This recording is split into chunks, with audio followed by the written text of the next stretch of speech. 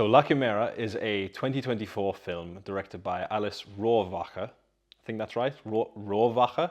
I'm gonna go with that. So this film was originally released back in 2023 at the Cannes Film Festival, but has now just gotten somewhat of a wider release now throughout Europe. I believe released in the States just last month as well. And I had the chance to see it down at Glasgow Film Theatre. So let's look at some footage.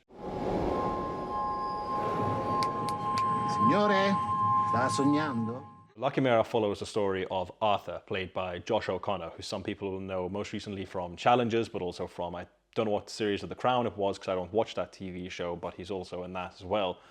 And it's set in Lazio, in Italy, in the 1980s, and follows this character of Arthur, played by O'Connor, who's an archaeologist and somewhat of a grave robber. And he's got this band of tumbaroli. The term is used in Italian. I don't really know what that means. I haven't looked that up yet. But they go around looking for old Etruscan artifacts in order to sell them pretty much on the black market. But what we come to find out about this character of Arthur very early on is that he's got a lost love, someone by the name of Beniamina. And his search for her is weaved in and out of the plot as he searches for these ancient artifacts. So I'll be honest, I've never seen an Alice Rohrwacher film before. This was the first of hers that I'd come to see, and I'd heard very good things about it, and I'm a big fan of Josh O'Connor because I also know him from the film God's Own Country. That's a recommendation right there. You guys should check that out. And the film is centered on this character of Arthur. As I mentioned, he's an Englishman in Italy, and the film is mostly in the Italian language, so it's with subtitles. And people might be thinking like, oh, that's quite interesting, like a English-speaking actor is doing a film completely in a language that isn't his own, but I guess that's what acting is for. So we start the film with this character of Arthur who seems kind of down on his luck, a little bit angry. He's just been released from prison, and he heads back to this small town where he's living in like a really run-down shed.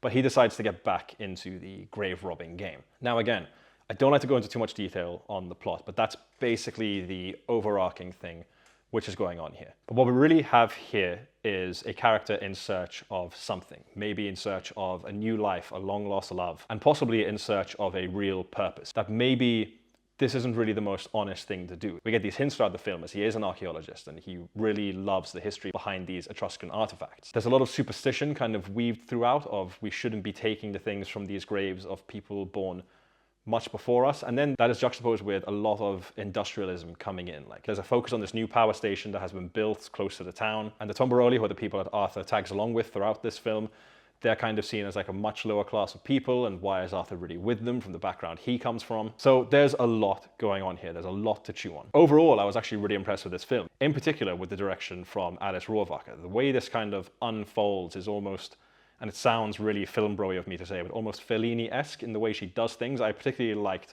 there are these moments where people are doing things and it's sped up in an almost comical way. And there are these pretty low-key but also very stylish, almost dream sequences that happen throughout the film that tell us more that we need to know about this Beniamina character in particular. And another person I was particularly impressed with in all of this is Josh O'Connor. As I mentioned before, I'm already a very big fan of his, but to have him lead this film when it's not in his native language, and truth be told, he isn't speaking that much Italian, and his Italian is also not perfect. That's another keynote of the film. But I feel like this is a really interesting role for someone like him to take on. I can see him now shooting to pretty big stardom after the success of Challengers, but I hope he does more things like this, because in these smaller roles, when he's the leading person, he's a really, really impressive screen presence. And he certainly held the attention of the camera throughout this film. So to kind of conclude a little bit, as I said, I really, really enjoyed this. There's a lot to chew on, and I actually want to go and look up a lot about these Etruscan tombs and the superstitions that come along with them.